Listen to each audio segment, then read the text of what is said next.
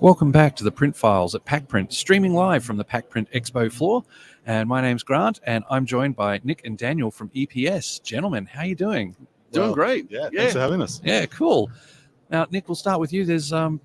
You're telling me just before that you used to be part of a larger conglomerate. Now EPS has spun off into a new company. Yeah. Yeah, so up until January this year, we were part of EFI. We were a business unit within EFI, and then in January, we were spun off as a separate software business. So e-productivity software, 750 employees around the world. So a very large startup, essentially, 30-year-old very large startup.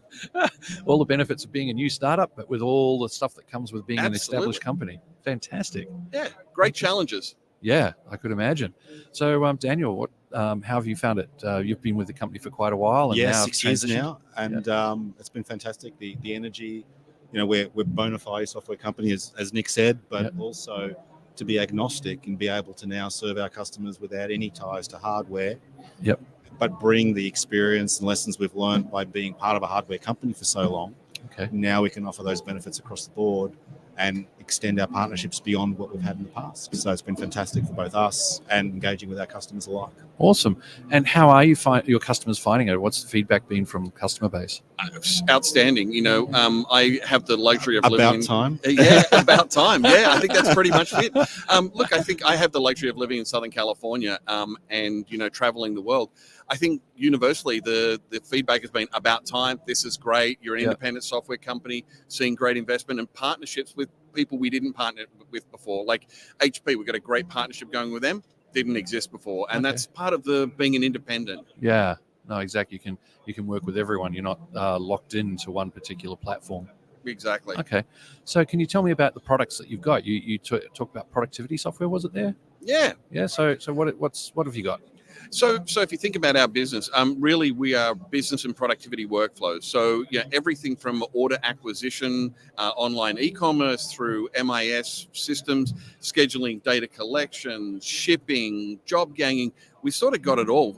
Think of us as the end-to-end workflow from, hey, a customer wants to buy something to they need to have it delivered. Wow. We've got something there for everyone. Okay. The markets we cover is from traditional print. Yep. We've got packaging, we've got corrugated, we've got label, folding carton, flexos. So we tailor specific solutions to the market that they cover specifically in regards to what they produce. Okay. But we bring commonality as far as workflow, shop floor, scheduling, order acquisition that we've been able to build and underpin all of our platforms with. Okay. That's awesome stuff. And how are you finding it at the show? You're getting good engagement with people over the last couple of days? Yeah, I mean, one of the main reasons for being here, apart from supporting the industry, is just being accessible. Yep. So obviously with the change in our business structure, it was really important that we made ourselves available and accessible and really demonstrated to both our customers and prospects and the industry alike that we're the same people. Yeah. And that continuity is continued. Yep. And if you've got questions, come and see us. If you want to understand more about our business, come and see us. If you want to know more about the change and how that impacts the local market, which not very, come and see us. So it's been good from that perspective. It's been really positive. Cool. Yeah, I think it's been a great opportunity for people to understand that while the logo changed, actually it's the same people, just with a renewed vigor. And, as my boss says, a bigger smile on your face when you show up at work. We're an independent company and we're doing good things. Yeah, and room to grow. Yeah. One of the big things for me has been the number of other vendors that have come up and slipped business cards with me and said, you know what, we should do something now. Yeah, cool. Which is really exciting because we do cover the span of all products, all businesses, all vendors. Yeah. Yep. And we both add value for our customers, but vendors alike. So to be able to do stuff and collaborate now in a new way is really exciting. Oh, fantastic. Now, you mentioned change, and of course there's a change, the fact that you're now a standalone company, but you're scattered around the world with all your staff, and the world has gone through a lot of change in the last couple of years. I'm guessing you were already in a position where you were able to benefit in a way or not be as impacted from restrictions where people couldn't travel, because they were used to working from remote locations? Yeah, I guess, if I look at the business, we still have some offices, but largely the need to have people in offices has gone away. I think one of the things that the 2 years of COVID taught everybody was you don't always have to be together. Even our customers are finding that they can do it remotely. We've been able to do it remotely. We've done complete go lives, deployment of software completely remotely. And I think that's the world we're going to live in. I think the need to be together, I think there's still value in it. Oh, yeah. FaceTime is still Look at where incredible. we are. And, coming back and seeing people face to face is fantastic, but I don't think we need to be in the offices. We just work great collaboratively, and the tools are there for us to do it. Yep.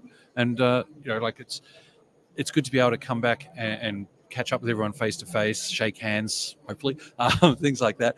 But it makes you value and appreciate these sessions. I think before COVID, trade shows were just trade shows and it was business and all that. But now it's like, yeah, we're back, but maybe we're not going to all the trade shows. We're just picking specific ones, and it's great to see everyone. I think customers have become more focused. Yeah. And from my perspective, what the pandemic did for our customers is it was unprecedented.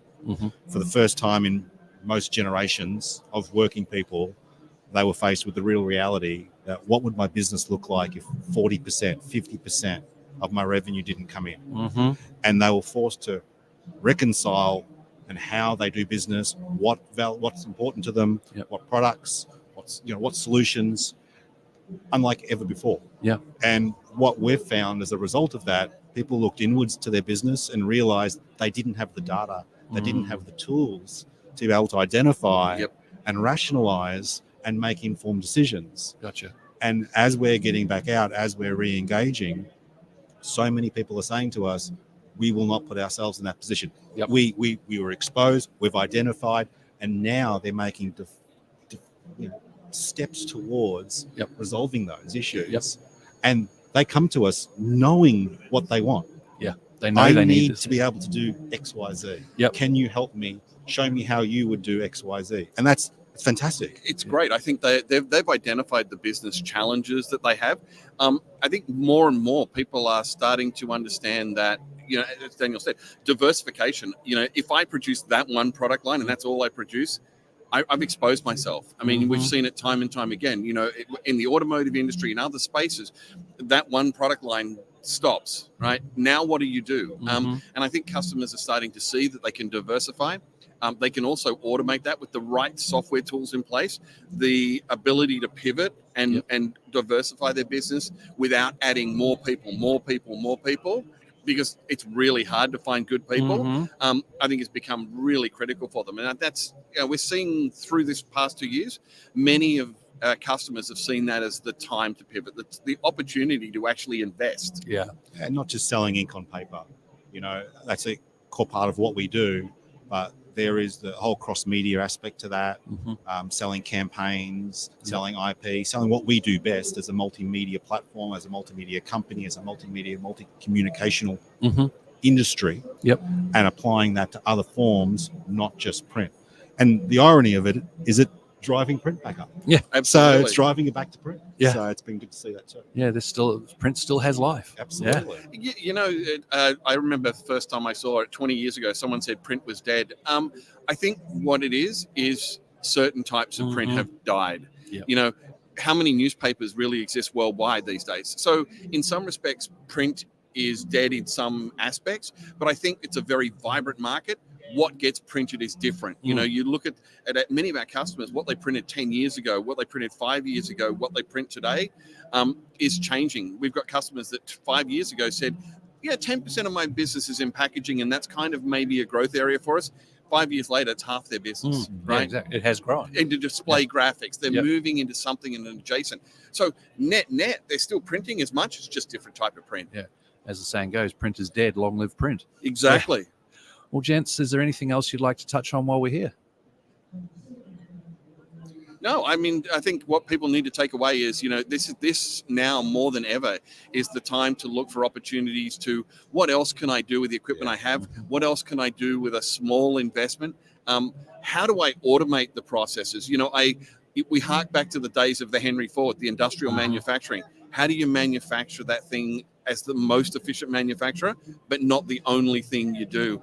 And I think people have to focus on low cost of sales acquisition, right? Heavy automation in the back end and integration, because if you can really get from web to print and invoice, you're way ahead. Yep.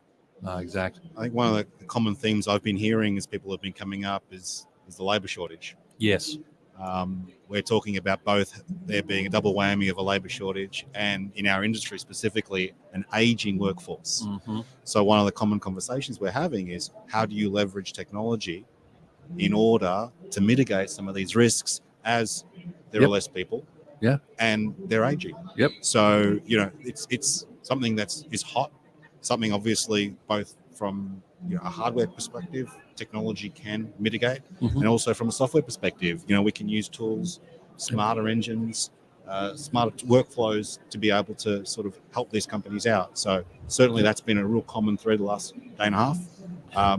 Everyone's talking about it. You're in hotels and you can't get staff that make coffee. You're airports. in airports and they can't do luggage. It's just it's common and constant. But with us, with predominantly an aging workforce, I think it's going to be a double whammy that we should get on top of and Absolutely.